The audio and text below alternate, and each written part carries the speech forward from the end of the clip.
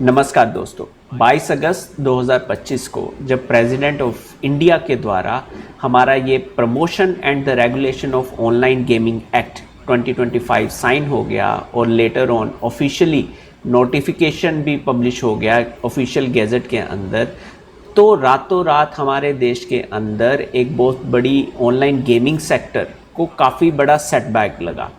रातों रात बहुत बड़े ब्रांड्स जो थे हमारे पास, जो ड्रीम 11 हो गया, माई 11 सर्कल हो गया, MPL हो गया, या फिर दूसरी जो ऑनलाइन कार्ड गेम्स थी हमारे पास, पोकर, ठीक, देन वेरियस रम्मी वगैरह हो गया, रम्मी सर्कल वगैरह हो गई, तो suddenly everyone has banned themselves, has stopped giving the operations in India.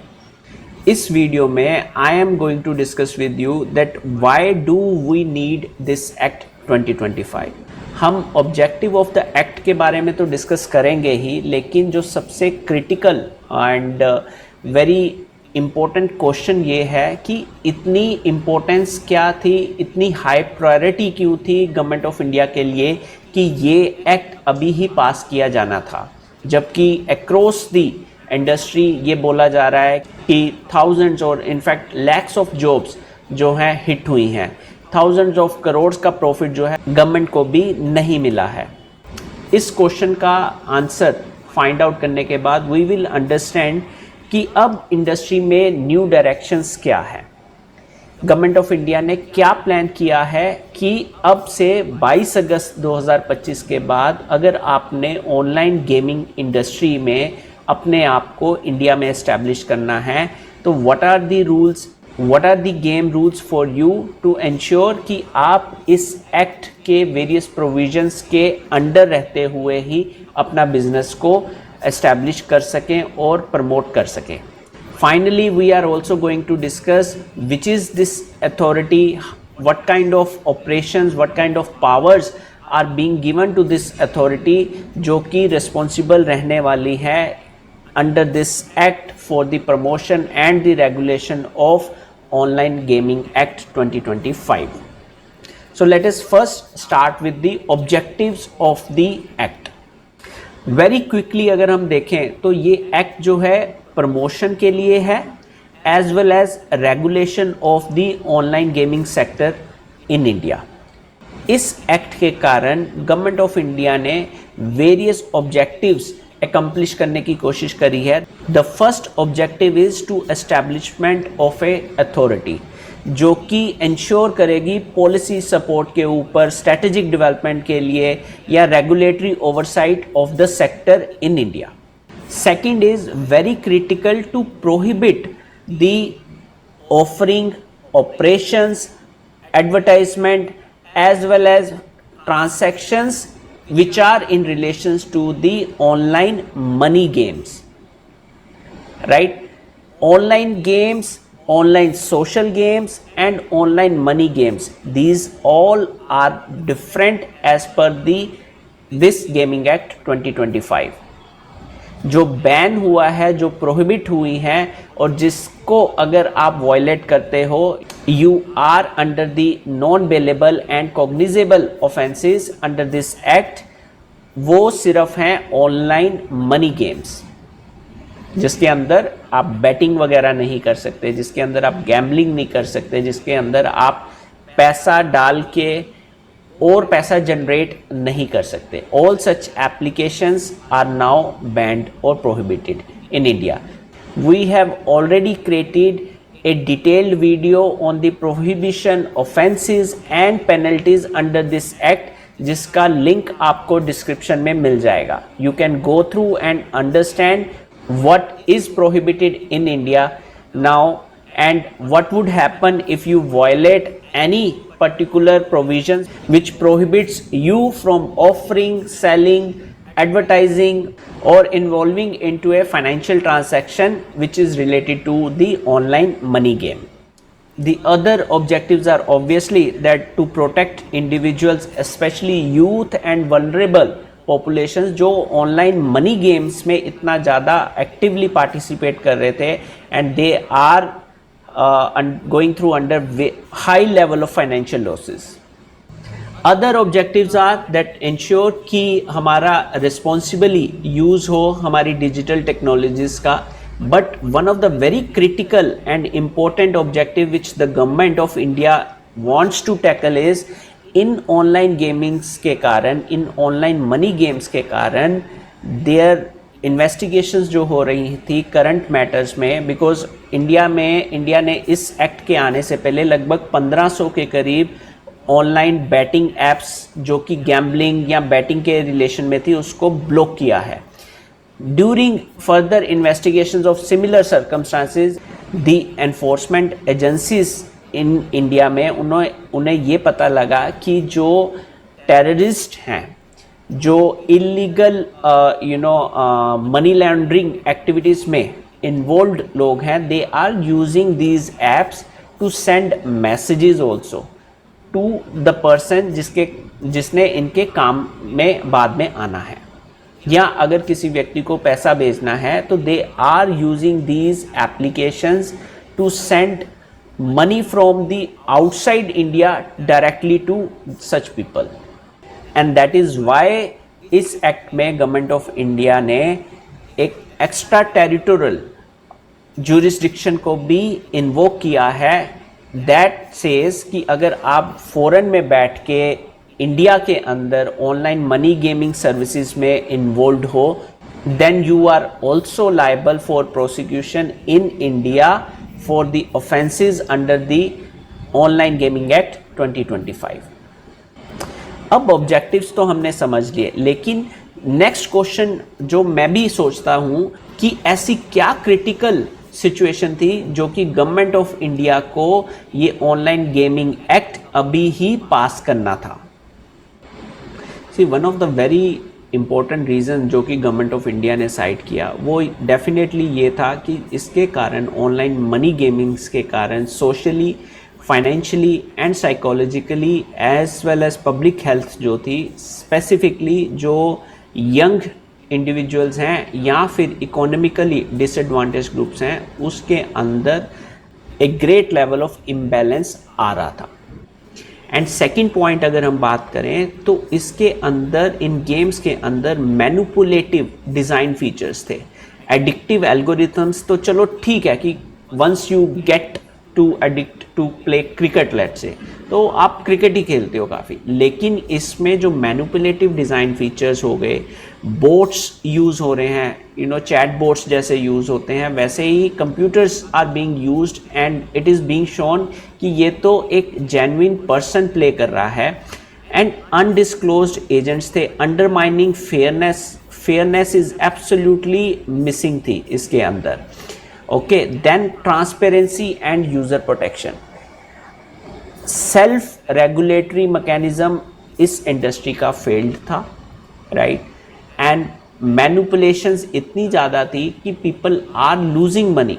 For example, अगर मेरे को रम्मी खेलनी है while putting up my money also with the other people, I cannot, मेरे को ये पता नहीं लगेगा कि अब मैं जिससे चैट कर रहा हूँ वो नेचुरल पर्सन है या कोई चैटबॉट है या कोई कंप्यूटर बैठा हुआ है.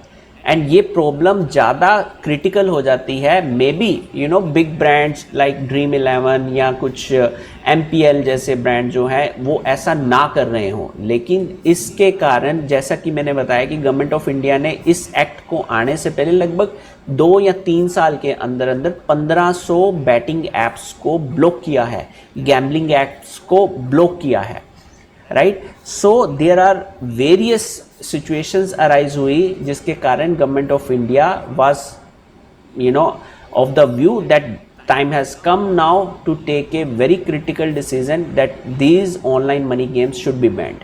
As a personal experience, I have spoken to a person who lost almost 38 lakhs. पहले वो जीत रहा था, लेकिन जब उसको थोड़ा सा ज़्यादा जीता तो then he took a loan also. ये इसी तरह की फैंटेसी स्पोर्ट्स गेमिंग एप्लीकेशंस के ऊपर उसने पैसा लगाया, 38 lakhs उसने गवा दिए. And after that his marriage also got into trouble. उसको जॉब से भी निकाल दिया गया, उसकी फैमिली भी डिस्टर्ब हुआ पूरा का पूरा। एंड और ये situation it is not coming for a single person. आप किसी भी यूट्यूब चैनल पे जाओ या फिर उनके कमेंट सेक्शन पे, you just browse the the reactions of the people. Many will say that they have lost it and now they are not even able to recover. So having said that, उसके बाद अब इन companies के पास तो पैसा अच्छा आ रहा है, and that is why they were able to afford big celebrities, they are able to afford the influencers, और जो कि पैसे के बदले दे वर प्रमोटिंग सच एप्स।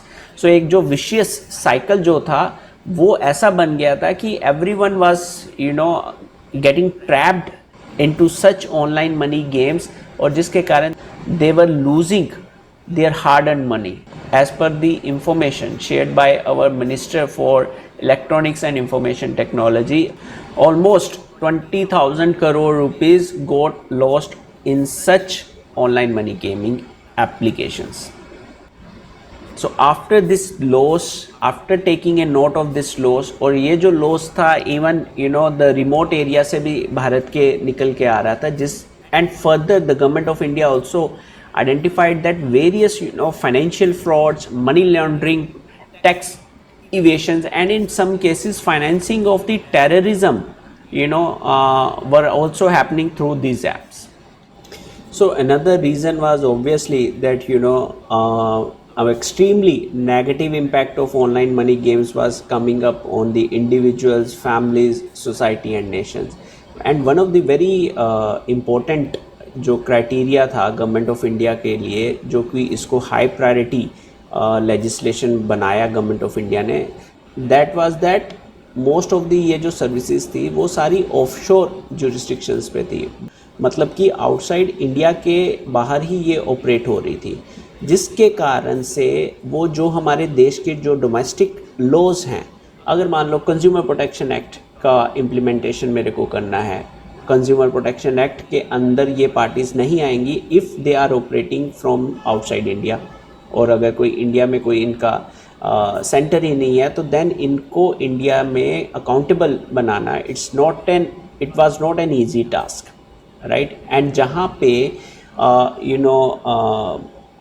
टेररिज्म टाइप की एक्टिविटीज़ आ रही हैं, जहाँ पे मनी लॉन्ड्रिंग जैसी एक्टिविटीज़ के बारे में आ रहा है from the outside, then it becomes a definitely एक very critical legislation for the government of India, for the people of India, so that जो मिसयूज़ हो रहा है ऑनलाइन मनी गेम्स ऐप का उसको बंद किया जा सके, और जो व्यक्ति, जो ऑर्गेनाइजेशन, जो कंपनी इन्वॉल्व्ड है इस मिसयूज़ में उसको अकाउंटेबल बनाया जा सके और उसको जेल की सलाखों के पीछे भी डाला जाए अगर वो इन्वॉल्व्ड है फॉर एक्सप्लॉइटिंग द कंज्यूमर्स, अगर वो इन्वॉल्व्ड है हमारी सिक्योरिटी, नेशनल सिक्योरिटी को थ्रेटन करने के लिए, एंड अगर वो इन्वॉल्व्ड है इन मनी लॉन्ड्रिंग एक्टिविटीज़ में, then they definitely needs to be come under radar under Indian laws. So अभी तक हमने बात करी क्या ऑब्जेक्टिव्स थे गवर्नमेंट ऑफ इंडिया के, why it was for the high priority. Let's now see अब इंडस्ट्री किस डायरेक्शन में जाएगी because of this act. The government of India has introduced a new term E sport. Okay, E sport का अगर मैं आपको एक जनरल लैंग्वेज में समझाऊं तो है तो इसका नेचर तो ऑनलाइन गेम जैसा ही रहेगा, लेकिन अब इंडिया में कोई भी ऑनलाइन गेमिंग को अगर आपने इम्प्लीमेंट करना है, आपने ऑफ़र करना है, तो then definitely that online gaming अगर ई स्पोर्ट की कैटेगरी में आ रही है तो is must be duly recognized under the National Governance Act 2025 and it is and must be registered with the authority or the agency under section 3 जो कि हम थोड़ी देर में अभी जानेंगे, right। It e-sport should not include placing of bets, wagers or any other stakes by any person। जहाँ पे आपने पैसे लगाने की अपॉर्चुनिटी दी अपने एंड कंज्यूमर को, you will not be under the category of e-sport but you will fall under the category of online money game, जो कि हम अभी डिस्कस करने वाले हैं। Interestingly we also need to understand कि जो व्यक्ति ये बोल रहा है कि अब ऑनलाइन गेम्स जो हैं हमारे देश में पूरी तरह से बंद हो गई हैं, there is a provision in a new way that you come, you develop new game, but you registered that game with the under the National Sports Governance Act 2025 as well as with the authority. उस अगर if you are registered, or then you can actually include payment of registration or participation fees also under the e-sport category. और आप e sport में performance based prize भी दे सकते हो। Only thing is it should not fall under into this category, placing of bets, wagers और any other stakes by any person, right. So now let's go to the second definition. अब आप जो नहीं करना वो है ऑनलाइन मनी गेम्स आपको India में नहीं करनी। अब प्रोहिबिटेड है अंडर सेक्शन 5, ओके, ऑफेंसेस हैं under section 9। Online money gaming क्या है? ऑनलाइन गेम होगी ये तो irrespective of whether such a game is based on a skill, chance और बोथ। पहले अगर स्किल बेस्ड गेम थी वो अलाउड थी even honourable supreme court of India द्वारा भी, but now because of the nature of various factors, the online money games अगर skill भी आप बोलते हो, it is now banned in India. Second important is you are paying some money, ठीक है, or some other stakes in expectation of winning, which entails monetary and other enrichment in return of money or other stakes. So online money game के अंदर आप पैसा या फिर कोई other stakes नहीं डाल सकते to get more money, to get more other stakes. Online money gaming service mean a person who is offering such a service for entering और playing the online money game. अब this is important for us to understand. Online stakes means, क्योंकि online money game में एक तो आपने पैसा deposit करवा रहे हो, then your game is going to be fall under category of online money game. What is other stakes क्या है? Other stakes means anything recognized as equivalent or convertible to money and includes credits, coins, token or objects or any other similar thing by whatever name called, and whether it is a virtual or real, which is purchased by paying money directly or by indirect means or as part of or in relation to the online game. So what does this mean is, let me give you a very simple example. Let's take the example of Candy Crush. As of now अगर Candy Crush मेरे को ये बोलता है कि okay, you pay me 10 rupees and earn this superpower. With this superpower you will have the ability to earn, let's say 10,000 points. अब मैंने 10 रुपये में एक ऐसा टूल ले लिया जिसके कारण मैंने लेट्स से अर्न कर लिए 10,000 पॉइंट्स। अब definitely I am now entering into a thin line of whether I am a online social game provider or online money game provider.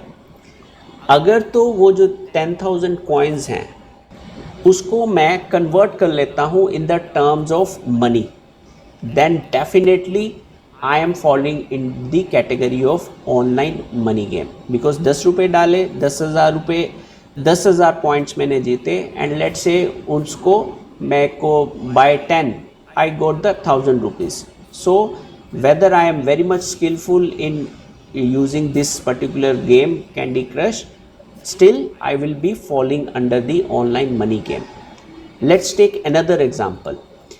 मैंने 10 रुपये डाले पावर लिया, 10,000 पॉइंट्स जीते मैंने। अब वो 10,000 पॉइंट्स को मैं रिडीम कर सकता हूँ किसी ई कॉमर्स प्लेटफॉर्म पे। So this is also an equivalent to money, right? Still my app will fall under the definition of online money game. Let's take a third example. मैंने 10 रुपये डाले, okay, I paid as a subscription fee or maybe I paid as a joining fee and I can now play.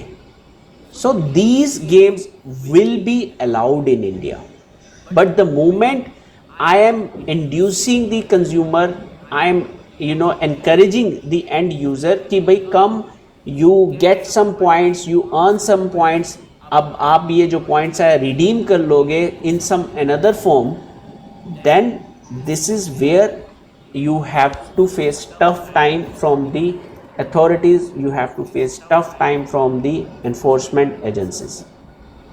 So now coming directly to this online social game, it does not involve staking of money or other stakes, जो कि हमने already discuss कर लिया, money का equivalent भी नहीं होना चाहिए।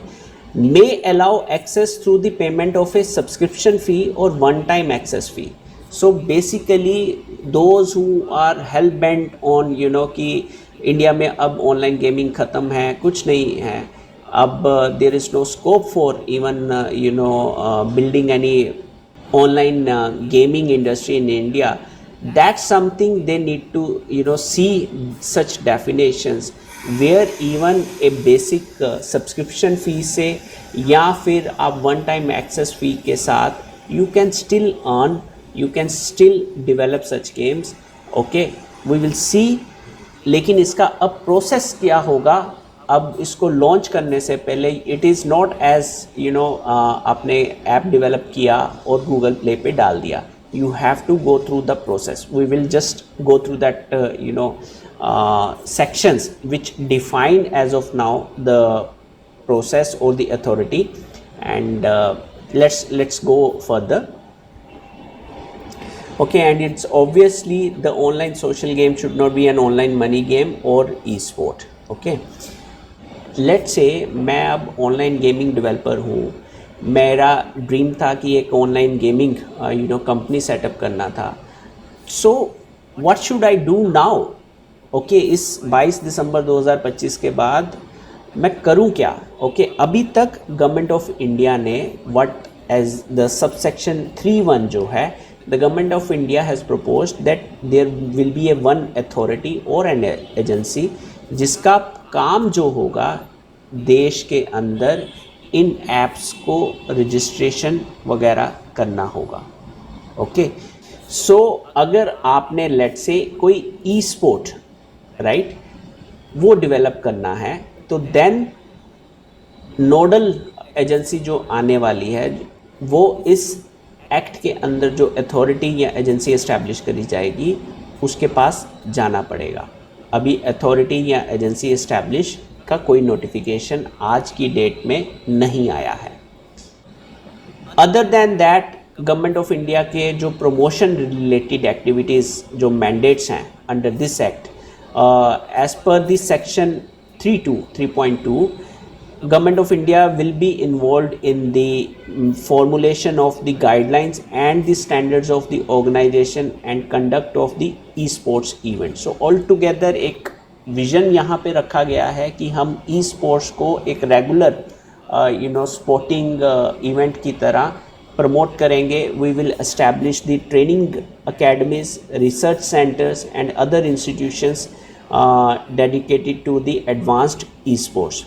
गवर्नमेंट ऑफ इंडिया का विज़न है कि वो इंसेंटिव स्कीम्स वगैरह भी इस्टेब्लिश करेंगे, right, awareness campaigns, public outreach programmes to encourage the innovation and establishment of new enterprises to create e sport technology platform.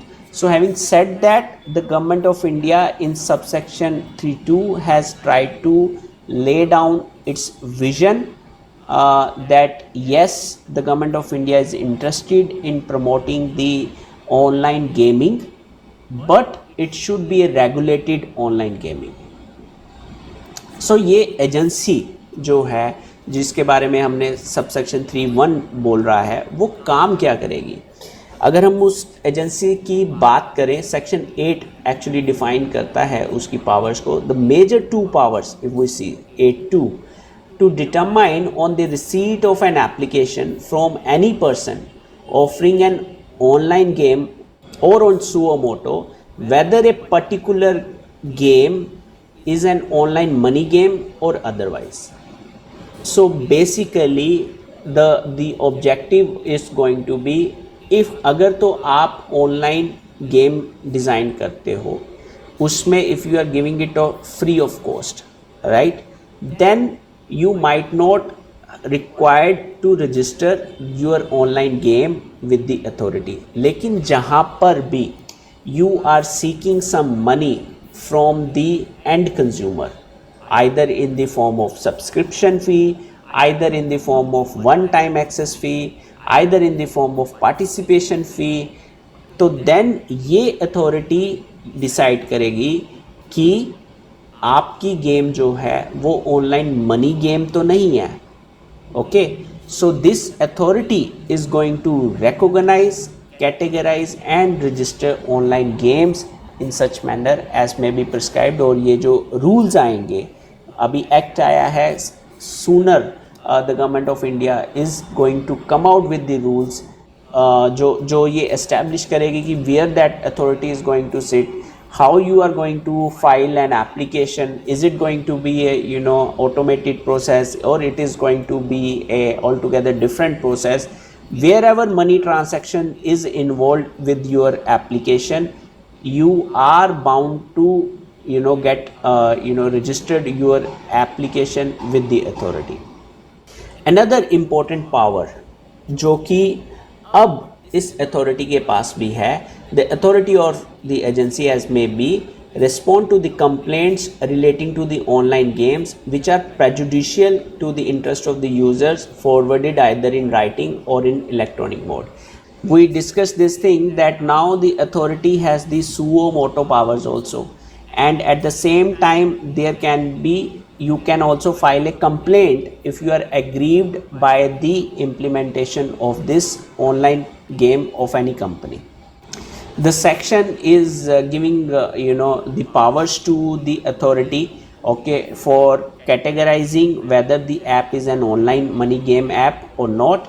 And secondly, if someone wants to file a complaint, now the authority can entertain those complaints and adjudicate those complaints also. And thank you very much for going through this video. Share this video with your friends or other stakeholders who are into the gaming industry and would like to understand the impact of the Online Gaming Act 2025. And we will definitely bring more videos in relation to the legislation, in relation to the enforcement impacts of this legislation on various stakeholders. For receiving further updates, do like this video and subscribe to this channel. And thank you once again for watching the video. Jai Hind.